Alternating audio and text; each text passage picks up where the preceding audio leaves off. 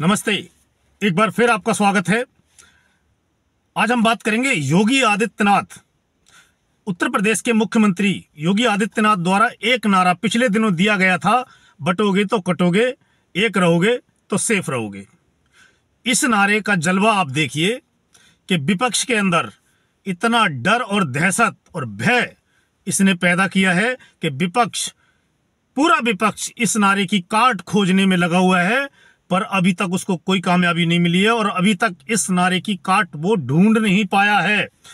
और पूरे विपक्षी पार्टियों में इस नारे की वजह से भय का माहौल है, वो डरे हुए हैं।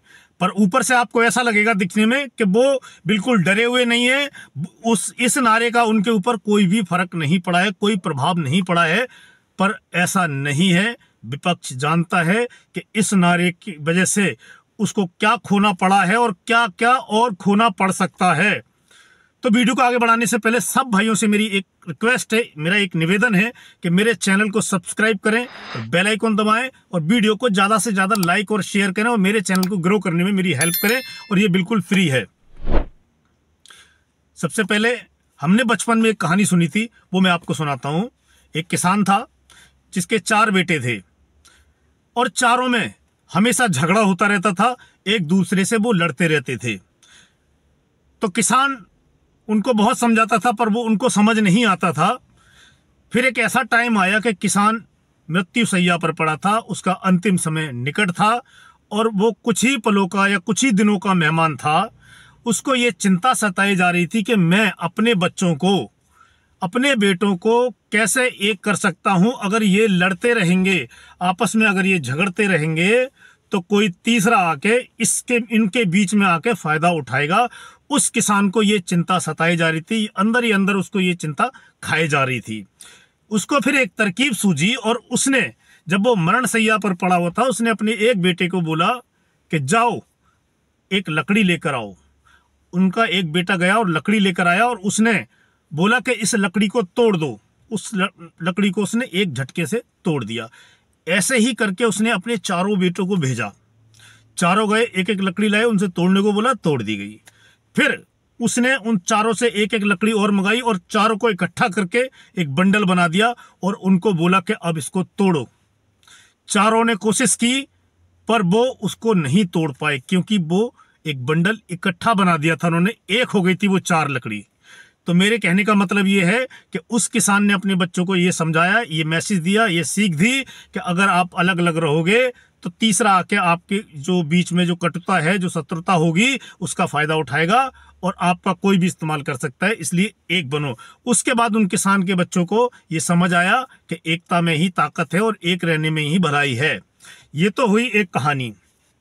योगी आदित्यनाथ ने जो नारा दिया है उसका असर आप देखिए कि हरियाणा के विधानसभा चुनाव में, जहां कांग्रेस पार्टी को अपनी जीत पक्की लग रही थी और उसके जो मुख्यमंत्री पद के दावेदार हो सकते थे वो अपना अपना दावा करने लगे थे, अपने लिए नए कपड़े सिलवा लिए थे, नई साड़ी खरीद ली गई थी और शपथ ग्रहण का पूरा इंतजाम किया गया था, मिठाइयों के ऑर्डर दे दिए गए थे।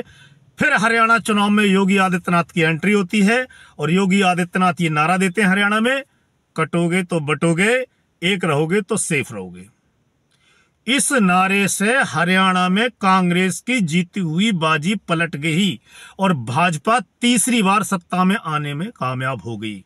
आप इस बात को इससे समझिए विपक्ष कितना डरा हुआ है।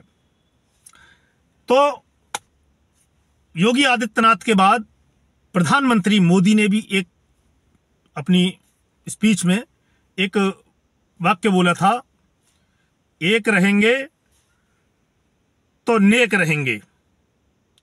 इस नारे का भी बहुत बड़ा असर पड़ा है। बात करें इतिहास की, तो इतिहास में भी ऐसे दुनिया भर के उदाहरण भरे हुए हैं कि जहां बड़े बड़े महापुरुषों ने एकता का हमको सूत्र दिया है, ज्ञान दिया है कि एक रहना चाहिए, एकता में ही ताकत है, संगठन में ही ताकत है। और योगी आदित्यनाथ ने तो ऐसा किसी जाति, पंथ, मजहब, किसी इंसान, पार्टी, संगठन का नाम भी नहीं लिया था।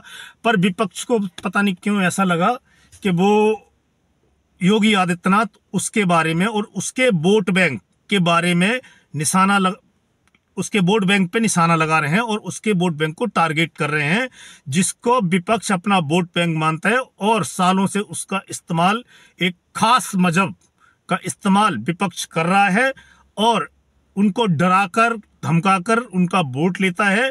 उस वोट बैंक को वो अपने बिखरने नहीं देना चाहता, इसीलिए उनको लगा कि भाई योगी आदित्यनाथ ने हमारे एक विशेष समुदाय को टारगेट किया है। इतिहास की बात कर रहा था मैं। इतिहास में तमाम ऐसे उदाहरण भरे हुए हैं। अंग्रेजों के बारे में ही कहा जाता था कि अंग्रेजों की जो नीति है वो फूट डालो और राज करो की नीति है। यानी कि जो भारत के आज़ादी के स्वतंत्रता सेनानी जो थे हमारे, वो भी कहते थे कि अंग्रेजों की नीति से बचो, क्योंकि उनकी नीति फूट डालो और राज करो है।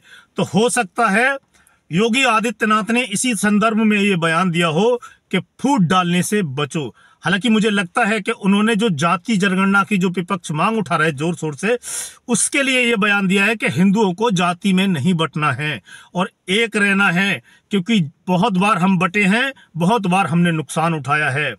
एग्जाम्पल के लिए दूसरा मैं बताता हूं आपको इतिहास से ही कि पृथ्वीराज चौहान और जयचंद में अगर फूट ना पड़ी होती, एकता अगर उनके बीच में रही होती, तो मोहम्मद गौरी कभी भी पृथ्वीराज को हरा नहीं सकता था और भारत में उसने जो कत्लेआम मचाया था उस दौर में, वो कभी वो कत्लेआम नहीं मचा सकता था। वो सिर्फ जयचंद और पृथ्वीराज चौहान की फूट का फायदा ही उसने उठाया था। दूसरा एग्जाम्पल मैं आपको बताता हूं, अब पोरस का और अंभी दोनों के बीच में फूट पड़ी, दोनों में फूट का फायदा सिकंदर ने उठाया। अलेक्जेंडर द ग्रेट, उसने दोनों की फूट का फायदा उठाया। अगर वो संगठित होते, एक साथ होते, तो अलेक्जेंडर यानी कि सिकंदर कभी भी पोरस को हरा नहीं पाता और उसने जो वही कत्लेआम और लूट खसोट जो भारत में की थी, वो कभी नहीं कर सकता था वो।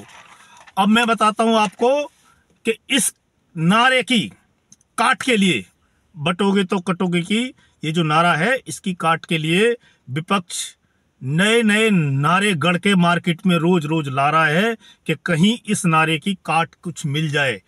समाजवादी पार्टी ने एक नया नारा यूपी में दिया है, उसके पोस्टर जो मीडिया में वायरल हो रहे हैं, उसमें उन्होंने लिखा है, मठाधीश पहले बांटेंगे फिर काटेंगे, पीडीए जोड़ेगा और बाद में पीडीए जीतेगा।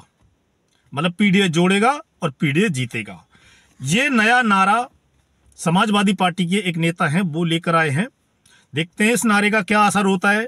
वहीं दूसरी तरफ बहुजन समाज पार्टी की सर्वे सर्वा बहन मायावती, वो भी एक नारा लेकर मार्केट में आई हैं कि शायद योगी आदित्यनाथ के नारे की कुछ काट वो कर सके, पर मुझे लगता नहीं है।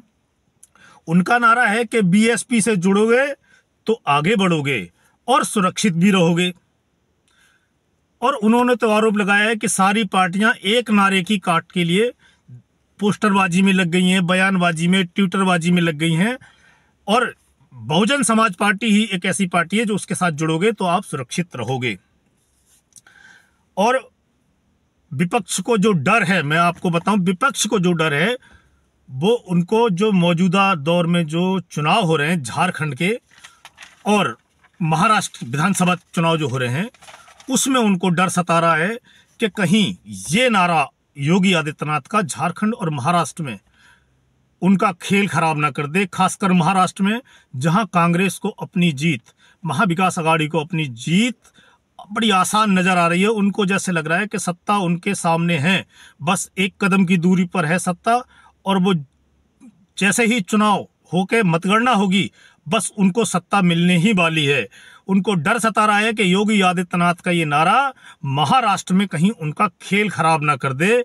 बस इसीलिए पूरा विपक्ष इस नारे की काट में लगा हुआ है, पर मुझे नहीं लगता कि वो इस नारे की अभी कोई काट ढूंढ पाए हैं या खोज पाए हैं। और इस नारे ने एक हिंदू को एक मंच पर लेके आ गया है और बड़ी एकता दिखाई देने लगी है, खासकर हरियाणा चुनाव के बाद। जिस तरीके से हरियाणा चुनाव में इस नारे ने काम किया, उसके बाद लगता है कि हिंदू फिर एक बार एकजुट हो गया है।